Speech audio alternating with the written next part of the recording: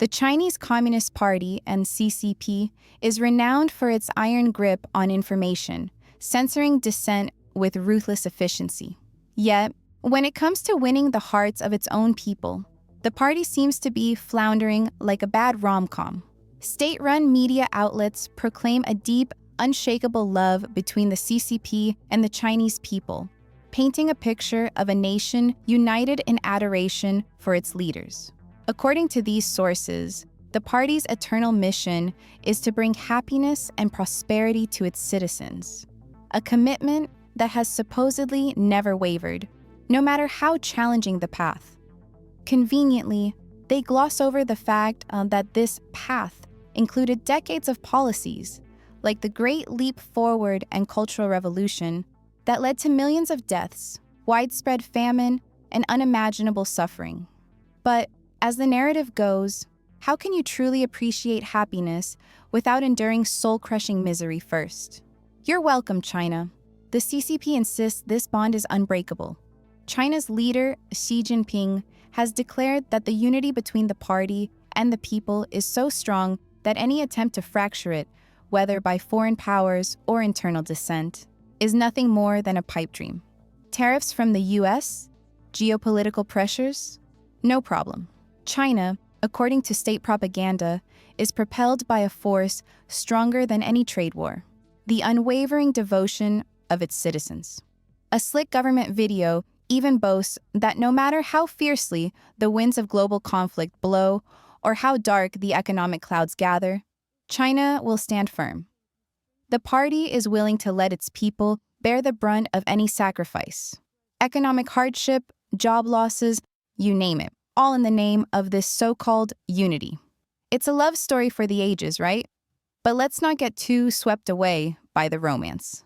The truth is, many Chinese people are far from enamored with the CCP or its grand vision for the nation.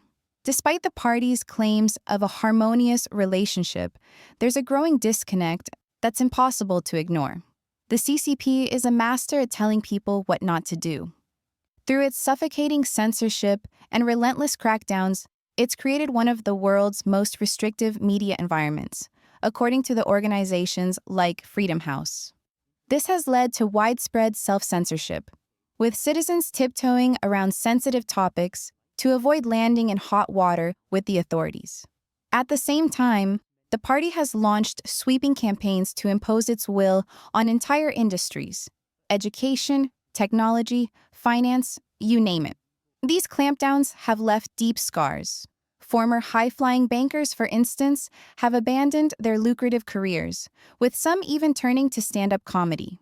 When trading stocks for drink tickets starts looking like a brighter future, you know things are grim. The party's also been on a mission to orchestrate the personal lives of its citizens, urging them to marry and have children as a patriotic duty. She has emphasized that women should embrace their roles as devoted wives and mothers to ensure the healthy growth of the next generation, which of course serves the greater good of family harmony, social stability, and national progress. The state's obsession with boosting birth rates has even led to some creepy tactics, like women receiving unsolicited text messages from family doctors inquiring about their menstrual cycles, presumably to track their reproductive potential for the state's benefit. It's the kind of overreach that makes you wonder if the CCP is trying to play matchmaker, doctor, and dictator all at once. Meanwhile, young people are being told to eat bitterness and endure hardship to build a stronger nation, even if they're overqualified graduates from top universities stuck in dead-end jobs.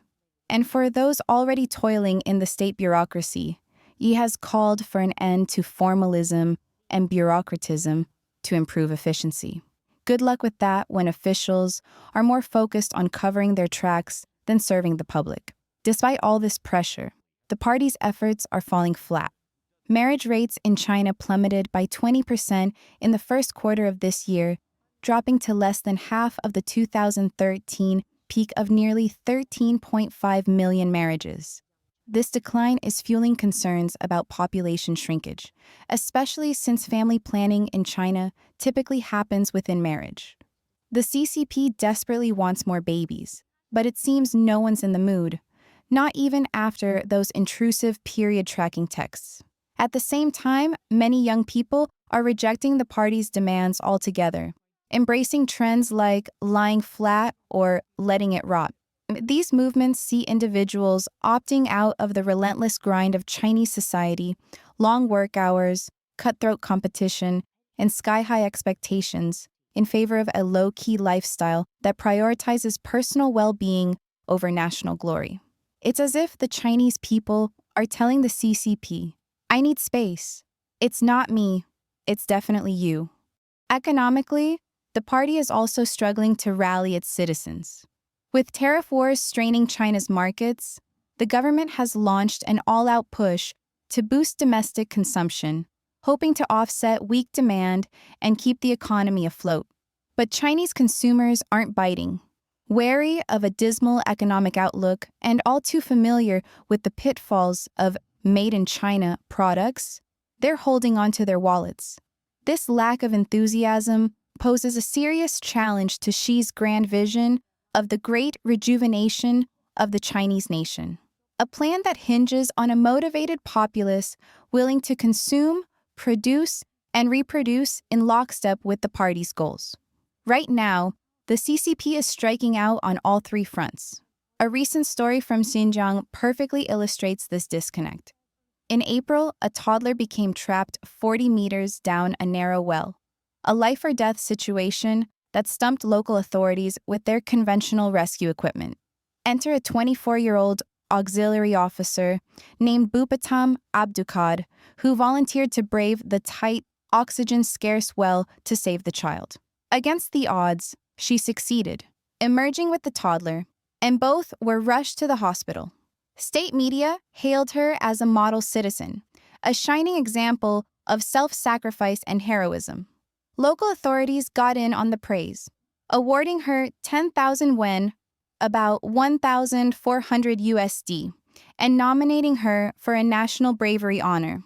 Sounds like a happy ending, right? Not quite. Online, people began scrutinizing the reward. For risking her life, Bupatam received a relatively paltry sum and a promotion within the auxiliary police system, from 7th to 5th rank. But here's the catch. As an auxiliary officer, she's not a formal employee. She's support personnel stuck in a lower-tier role with inferior pay and benefits, despite taking on the highest risk. Social media users were outraged, demanding she be given a formal position to reflect her extraordinary bravery. Under pressure, the authorities doubled down, insisting that any move to a formal role had to follow strict procedures. Their refusal to budge sparked even more criticism, as the public saw it as a hollow gesture that failed to address the discriminatory two-tiered employment system. Even state media praised the authorities' response as exemplary crisis management, as if sticking to bureaucratic red tape was the real heroism here. This incident encapsulates the CCP's broader problem. When even a hero's efforts are met with empty gestures, how can the party expect to inspire its people? The government has tried sweetening the deal with incentives, cash rewards for heroes, economic packages to boost consumption, and subsidies for childcare in some areas.